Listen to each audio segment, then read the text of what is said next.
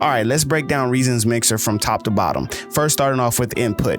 Right at the top, you have a gain knob, and you can set this to plus or minus 18 dB. And that can be used to actually give you more or less volume when you are mixing your track. Before you actually start touching any of these faders, you can actually gain stage and make sure everything has either enough volume or you're taking the volume out. If you record the same sound at the same time with two different microphones and you're getting a phase issue, then you can press this invert phase button, and that will help you to solve that issue that you're having. Signal path is really important, and it might be a reason why some people don't get the effect that they want out of the compressor and EQ that they want in their instruments and in their mix. So for example, we need to make sure that our signal path flows the way that we want it to flow. If we want Reason's mixer to be the last thing that is affected, then this is not the order that we want it to be in. This is the order that we want it to be in, with the inserts coming in first, dynamics, and then EQ. If it's set that way, then that means the last thing that's happening is whatever is happening in your mixer channel. So even if you have effects on your different instruments, those effects will process the signal first, and then that sound from your device and the effects will then go to your dynamic section, which is this compressor and gate, and then that sound will flow to your EQ. And if you want, you can press this button and you can switch the order so that it hits your EQ before it hits your compressor. But that's up to you when it gets to that part. But definitely make sure that you see the difference between where your insert effects are affecting your sound and where the mixer channel are affecting your sound. Moving down, we also have the dynamics. So first of all, you can turn your compressor on, and the compressor is a compressor. As you turn your ratio up, that determines how much of the compression is happening. As you turn your threshold down or up, that tells you at what signal the compressor is going to activate. And release tells you how long will the compressor stay active before it releases the sound back to its normal uncompressed status. You can also press this peak button, and that will make this more of a limiter and less of a soft knee compression. So therefore, anything set at whatever your desired threshold will be cut at that point. At that peak, it will be cut and the compressor will activate. So you can have that peak on or you can have that peak off. Off would give you more of a natural compression with a soft knee. Peak would give you more of a limiter feel. And of course, your attack here, you can have it really, really fast, or you can just have it standard, and that just depends on what kind of instrument you are using. Let's skip key for now. Let's go to gate. So a gate can be used when you want to exit out sounds or signal that is not in the sound that you want. So you can set your gate by turning it on, and therefore anything below the threshold that you set will not be heard. The signal will not go through, and it will create a gate so that way at a certain threshold of sound, only that sound will come through. So anything below it will not come through. This is good for stuff like when you're recording microphones with like drums kits, and you have one sound and you have one mic miking a certain instrument like a snare drum, and you don't want to hear that snare drum in your tom mics or vice versa. You can use this gate to create a nice gate so that way the sound is stopped when that sound is not heard at a specific dB level.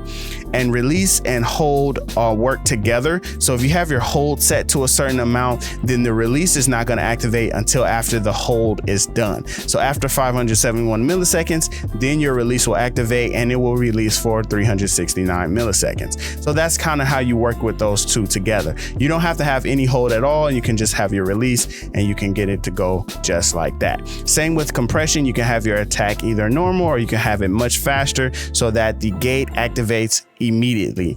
Now the opposite of the gate is expansion. So that means instead of cutting the sound below a certain threshold, it's actually going to cut the sound above the threshold. So depending on where you set your threshold and depending on where you set your range, that's going to tell you whether or not the gate is going to activate. So you can see when expander mode is off, there's no gate being applied, but when expander mode is on, gate is being applied.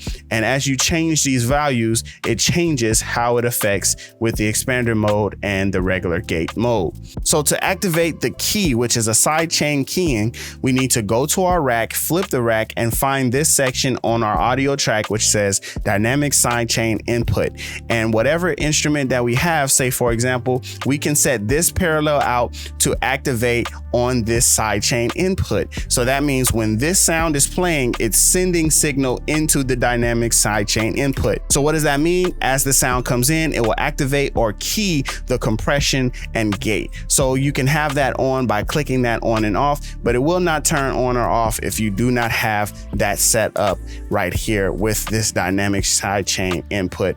All right, moving down, we have our EQ section. So with the EQ section, if you don't know what these knobs do, I'm going to put this graph on the board so that you can see how these knobs correspond to your Spectrum EQ. So first of all, we have our low pass and high pass filters. And as we turn those on, we can see them activating here in the Spectrum EQ. As you turn them down, they move across the Spectrum EQ and either cutting out the low frequencies or cutting out the higher frequencies. And that's how our low pass and high pass filters work. Down here, we have our high frequencies and we can actually start turning them on, but we need to actually make sure that our EQ has been turned on. And here is the button to turn the EQ on right here. You can also see the button here on our Spectrum EQ. So now that the button is on, we can actually turn up and down this high frequency. Also, we can turn up and down this low mid frequency, and we can turn up and down this high mid frequency as well as our low frequency. So that's what these knobs to the left do, where it says dB. They turn the volume up or down. Now you also have this Q value, and that tells us how much of the frequency is going to be affected, either a narrow or a wider bandwidth. So you can have a narrow or wider bandwidth for these two volumes. You also can turn these high frequency shelves into bells by clicking this bell button. And so now you have a bell that can move around. Now let's move to the more right side of our EQ. This is where we can change what frequency is being affected, or at least what range of frequency is being affected. So we can move with our right knob, left or right, to move around where these EQs actually are affecting the frequencies. And like I said, if you have that bell on, then you can move them respectively. Of course, you only are going to get certain ranges of frequency. You cannot move around the entire spectrum, but you can move through depending on where you are using this. You also can use your mouse and click and drag these different points where you want them to go. Of course, your low mid filter is only going to go so far, and it's only going to go so far to your higher frequencies. So it has a range of 200 hertz to 2000 kilohertz. And your upper mid frequency has a range of 7000 kilohertz to 600 hertz. And your very high frequency can go all the way up to 22,000 hertz and down to 1.50 kilohertz. So there's a range that these knobs can be moved and adjust. But of course, you can also have your shelf. So with your shelf, you know, it would affect the sound much differently than it would if you have it on bell mode. So that is our EQ, and you can use the analyzer together with these knobs to learn how these knobs work and what you can do with them. The last thing is E mode, and E mode basically just gives you a much sharper frequency range that you can use with your Q value. So here is very wide. If you turn off our E mode, it goes even wider. So it just gives us a more narrow bandwidth that we can work with. Moving down our channel strip, we have our inserts, and that really is correlating with whatever is inside of this box. So if you have effects inserts inside of that box, then it will correlate to that. And what you can do is bypass or not bypass in your main mixer section, but that's what that area corresponds to. Next, we have the send area. With the send area, we have up to 8 sends that we can apply to each individual track. So as I said before, you have these auxiliary sends, which are effects that you can apply to each individual track, and you can also apply effects to the actual instrument directly. So with these aux sends, they work as aux buses and with FX returns. So what they do is, as you turn them on and you turn up your level, it increases the amount of this effect that has been added to this effect return. You can add in more effects simply by going to the effects section, which is up here. You can see the 4 effects that have been added in. Go to the effect that you want to add in and simply add it right there where it has that plus sign, and it will be added. Here's our alligator. It will be added in. Of course, there's another way you could do it. You can simply hold shift, drag it over, and then you can flip the rack to reroute it into our effects send, basically by sending our main input and output and actually applying that to our effects return. And now we will check it. It says the echo 2. So we have added in that effect. To activate the OGs, of course, we just need to click on and off these buttons, and that will add it. And of course, we can turn up and down the level that we want to adjust the effect sends. So now we're in our fader section, and of course we have pan control, so we can pan our sound either to the left or to the right, or how much ever we want to pan it. If this is a stereo track, then what you can do with a stereo track like this one, you actually have this stereo width, so you can adjust how much of the width of the stereo is actually being applied for that sound. You have this width knob to determine that.